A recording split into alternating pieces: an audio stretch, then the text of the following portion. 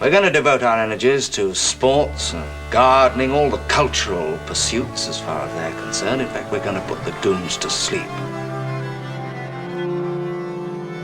Meanwhile, we dig.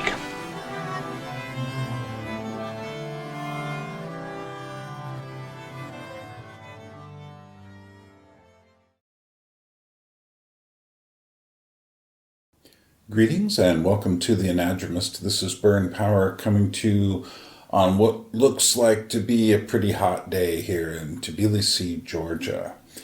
Well, I've got some announcements, and this is just going to be a very short video, obviously, but I want to announce several things. First, before I get into my special announcement at the end of this, I want to mention the gathering in Georgia. It is going on. I've got about 8 people right now. There is room for more. So if you are interested in coming to Georgia, taking part in a dialogue about culture, getting inspiration about what we can do to, obviously not some big movement or anything, but simply to create something new based on things that are old, while we look at some of the arts and culture here in Tbilisi, Georgia, and go up to the mountains for a few days. If that sounds interesting to you, or if you're one of the ones who's been thinking about it and hasn't made the decision, think seriously and then get in touch with me at the information, the email address. I think it's right there. So, okay, so do that. I am going to cut the date off in the near future. So come or don't come. You need to come. Maybe you do. Get in touch with me. So, coming up on the Anadromist, this isn't a big announcement. Yes, the cute and the creepy will continue. Don't ask why it's taking so long. It's not interesting. Poor planning? No, not really. It's just something's been rattling around in my mind, and I'm almost ready to spit it out. I mean, I have all the information. I made an introduction for it 2-3 months ago. So, coming up, there will be an Anadromous channel version of my lecture called The Reality of the Puppet in a Virtual Age. And like horror films, people say, why puppets, Byrne? This lecture explains that very well.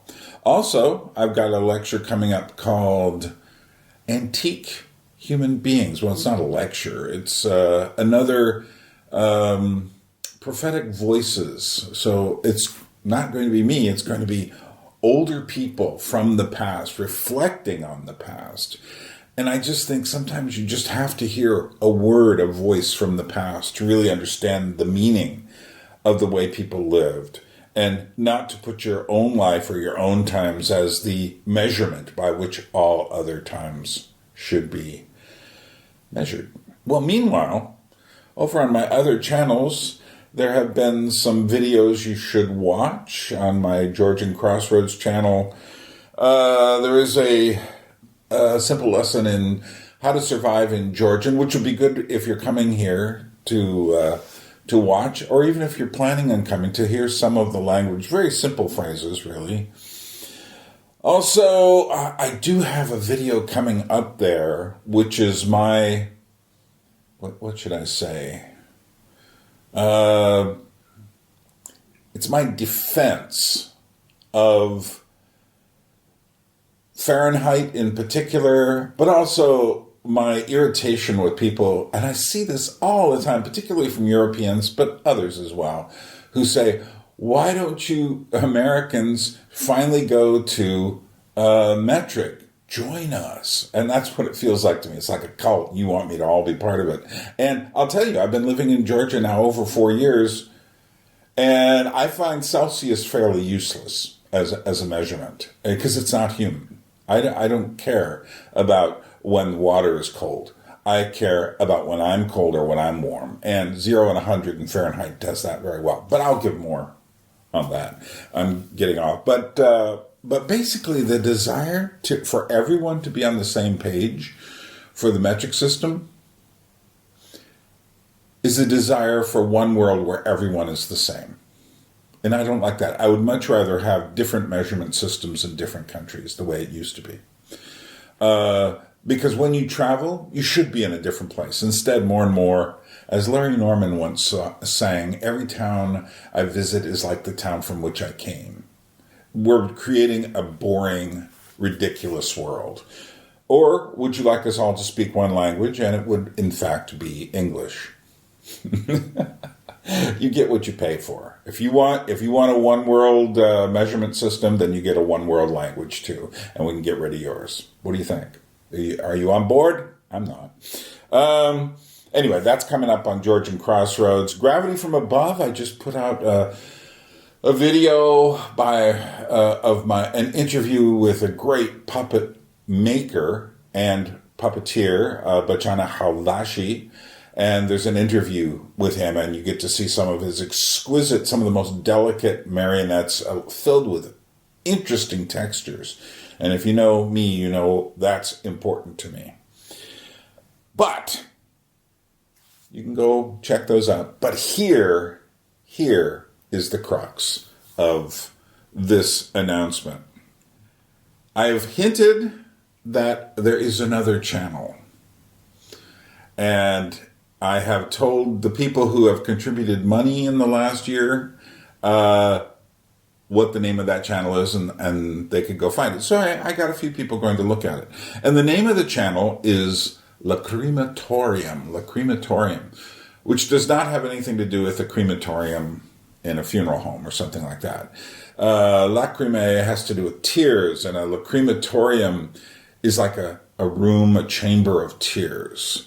And it's not that everything there is sad, but it's a little bit how I look at the world. There's just a lot of sorrow, and rather than hide from it, you have to look at it. Well, anyway, what this particular channel is for is not just collecting tears or sad events or anything like that.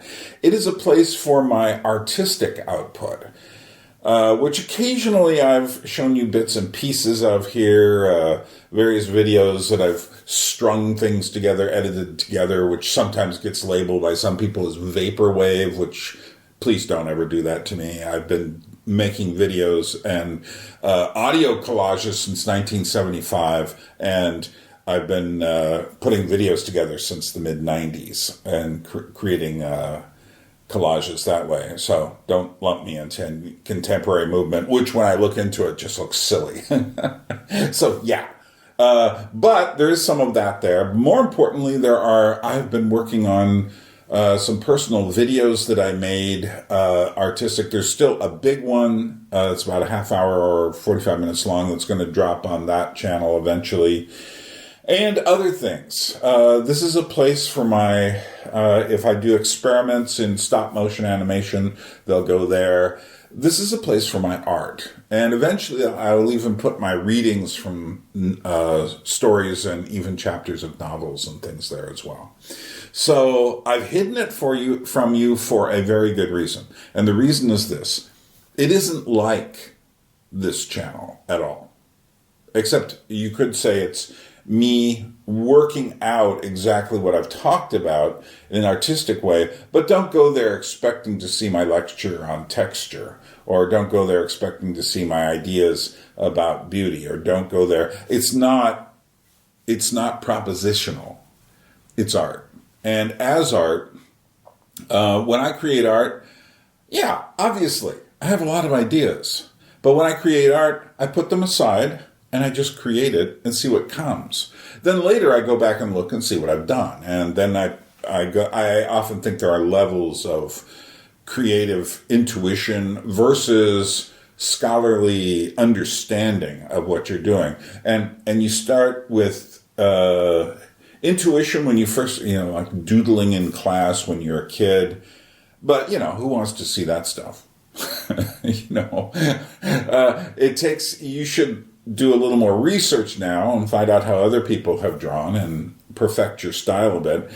And then next time you do it, you're on a different level of intuition. I think we keep going through these layers of intuition and research and intuition and research, and that can take place in many different ways.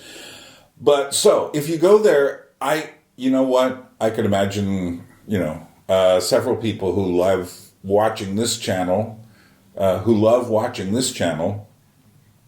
going over there and going, huh? Because I didn't make it any of those things to, it's not about propaganda. I'm not trying to get a message across. I'm trying to open something up that I see. It isn't just about me. It's about the world and what I see in it. And I'm just sharing that. And if it communicates, great. And if it doesn't, fine.